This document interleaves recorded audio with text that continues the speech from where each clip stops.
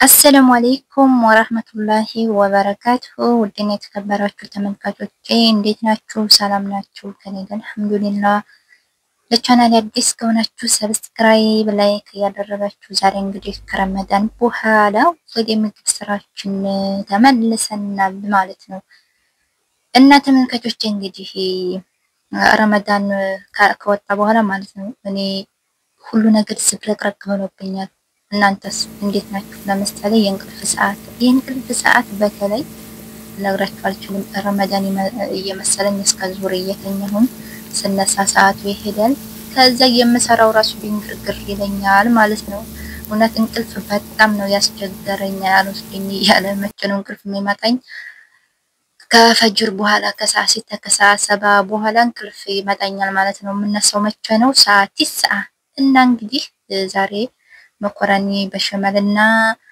ዲጃጅ ሜክሲካኖ ምናምን እሱን ልሰራ ነው ላይክ ሰብስክራይብ ያደረጋችሁ ተከታተሉ ማለት ነው እንደያችሁት እንግዲህ ሽንኩርቴን አቁላልቼ ነጭ ሽንኩርት አድርጌ ከዛ የተፈጨ ለህም ማፍሮም ወይኔ ደግሞ ሙቀቱ ፀሐዩ ሰሞኑን ልነግራችሁ አልችልም በጣም ሙቀት ነው እውነት በየበረሃ ያሉ ሰዎች በጣም ነው የሚያሳዝኑት እሳት ነው ሙቀቱ እና እንግዲህ እንደያችሁት ነው ስጋዬን በደንብ ከውሃው እስከሚመጥ እንትን ካቁላላሁት በኋላ የማደርገው ቅመም ባህራት ሙሸከል ከሌላችሁ ከሙን ፍልፍል አስዋድ ከስፓራ ማድረግ ትችላላችሁ ይሄን ግን ሁሉም ቅመሞች ስላሉት አንዴ ነው ያደረኩት ቅመም በነገራችን ላይ ሲበዛ ምግብ አያጣፍጥም በመጠኑ መሆን አለበት እና እንግዲህ ስጋዬን በደንብ ውሃው እስከሚመጥ ከጠበስኩ በኋላ ቅመም አድርጌ ከዛ ማጁን ጠማጥም አደረኩ ከዛ የተፈጨ ጠማጥም አደረኩ እንደምታዩት የተፈጨ ቲማቲም ማለት ነው በዛ ማለት አለበት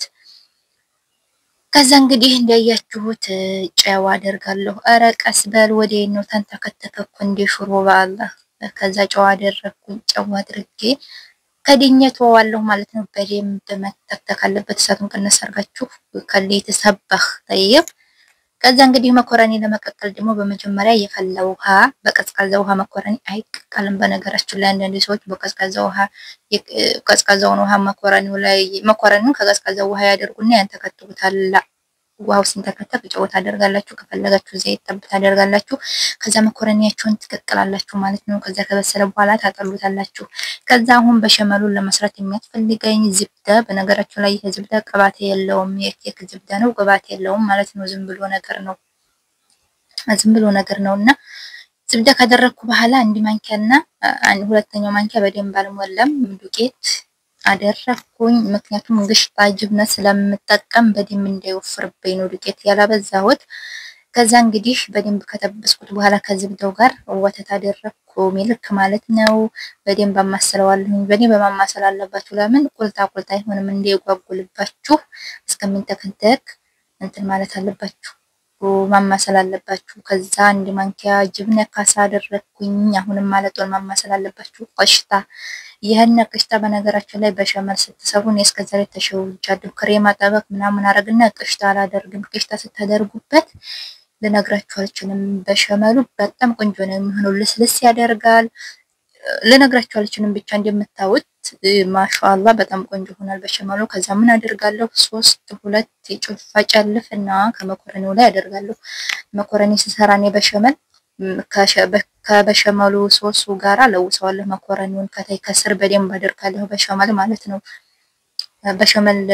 በሸመልነቱን የምታውቁት ከስር ስታደርጉበት ነው በደንብ ሶሱን ነጩን ሶስ ከዛ እንግዲህ ስጋው በደንብ ነው የበሰለው መሃል ላይ አደርጋለሁኝ በደንብ አዳርሰዋለሁ ክፍት ቦታ እንዳይኖር ስጋውን ከጫፍ እስከ ጫፍ ማዳረስ ይኖርበታል አንዳንድ ቦታ ስጋ ያለው አንዳንድ ቦታ ስጋ የሌለው እንዳይሆን ማለት ነው ከዛ እንግዲህ የተረፈኝን መኮረኒ ግማሽ ከስር ግማሽ ከላይ ነው የሚሆነው ስጋው ከመሃል ነው የሚሆነው እንደያችሁት በዚህ መልኩ ረትባታለሁኝ ከዛ የሶሱን ከላይ ያደርግበታለሁ እንደዚህ ከዛ ምን አደርጋለሁ ጅብነ በርሜዛንና ጅብነ ሙዝሊላ ላውንስ አደርጋለሁ ማለት ነው ይሄን ሁሉ እስከምሰራ ግን ፎሮኔ ክፍት ነው 250 ዲግሪ አድርጌ ላውንም ታቹንም ነው የምሸክለው ቀይ ለማድረግ ለከረል ብቻ ላውንም የሚሸክለው አሉ እኔ ግን ላውንም ታቹንም በደንብ መንተክተክ አለበት ፍሩን ውስጥ አንድ 15 20 ደቂቃ ቀይ እስከሚሆን ማለት ነው ለዛ ነው እኔ በሸመሉን የማበዛው ሲንተከተክ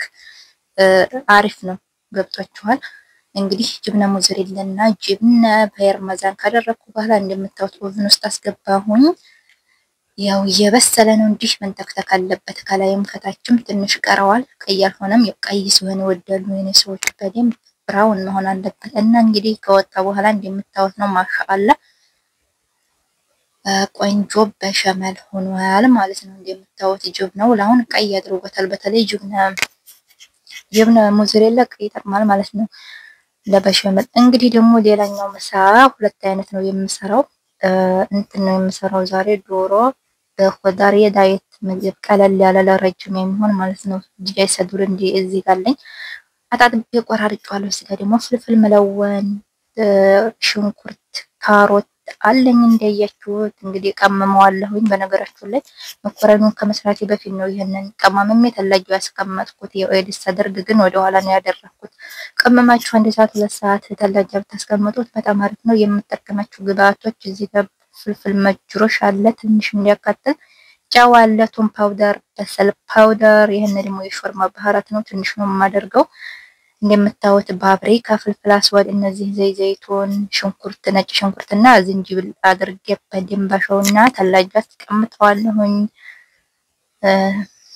ዘይቱን የምታረጉት ለምንድን ነው? ደረቅ እንዳይሆን ዶሮው ድርቅ ይላል። ይሄ መረቅ የሌለው ስለሆነ በሩዝ የሚበላ ስለሆነ በሳንዱሽም የሚበላ አለ። እኔ ግን በሩዝ የሚበላ ነው የምሰራው። እንደዚህ ቀመም የተላጅ አስቀመጥኩት። ከተወሰነ ሰዓታት በኋላ እንግዲህ መጣሁኝና መጥበሻዬን በደንብ ከጋለ በኋላ ዶሮዬን አደረኩኝ። እንደምታዩት በደንብ እስከሚሞቅ ድረስ ማገለባበጥ ይኖርባችኋል። ዶሮ እንደዚህ አይነት ዶሮ ስትሰሩ ዝም ብላችሁ መጥበሻ አድርጋችሁ ትውት አይደረግም። በደንብ ትንሽ ከገለበጣችሁት በኋላ ሁሉም እሳት እስከሚነካው ማገለባበጥ አለባችሁ ከላይ እስከታይ ማለት ነው። ከዛ እንግዲህ